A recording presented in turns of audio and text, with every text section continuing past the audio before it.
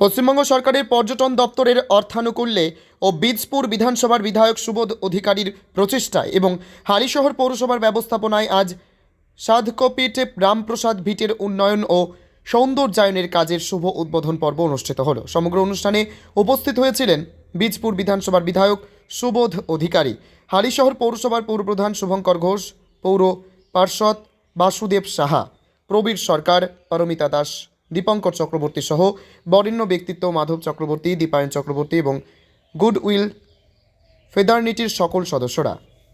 দাদা, আজকে এই যে পর্যটন দপ্তরের সহযোগিতা এবং সকলের উপস্থিতিতে আজকে রামপ্রসাদ ভিটার আগামী উন্নয়নের জন্য আজকে শিলান্যাসের শুভ সূচনা, কি বলবেন? প্রথমে আমি ধন্যবাদ জানাবো মাননীয় মুখ্যমন্ত্রী মমতা বন্দ্যোপাধ্যায়কে, ধন্যবাদ জানাবো আমাদের পর্যটন দপ্তরে এমআইসি এনুদিল সেন মহাশয়কে, ধন্যবাদ জানাবো আমাদের সংসদ পার্থভূমি মহাশয়কে, আমি ধন্যবাদ জানাবো হালিশহর পৌরসভার বোর্ড চেয়ারম্যান শুভঙ্কর ঘোষ তার সকল টিমকে, আধিকারিক যারা রয়েছে নিউ সাহেব থেকে শুরু করে সকলকে আমি ধন্যবাদ জানাবো কি আজকে সকলের প্রচেষ্টায় আজকে আমাদের বাংলার গর্ব আর কি। আমাদের সকলেই জানেন কি ভারতবর্ষের মধ্যে পীঠস্থান সাংস্কৃতিক হচ্ছে বাংলা, সেই জায়গায় দাঁড়িয়ে আমাদের হালিশহর একটা সাংস্কৃতিক অন্য এরিয়া। রামবোতার সেনের বিখ্যাত, আপনারা সকলেই জানেন শ্যামাসঙ্গীত পৃথিবী জুড়ে বিখ্যাত, অনেক বিখ্যাত শিল্পীরা সেই গান গেয়েছেন।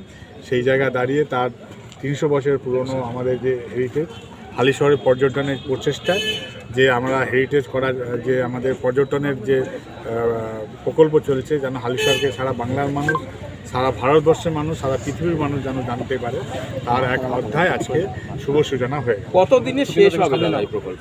আমার বেশি দিন সময় লাগবে না, আমার মনে হয় খুব সম্ভবত 5-6 মাস 7 মাসের মধ্যে কাজটা কমপ্লিট হবে। আর তারপরে বিউটিফিকেশনের কাজ আর একটা স্যাংশন হয়ে এসছে, বিউটিফিকেশনটা তারপরে কাজটা চালাবে।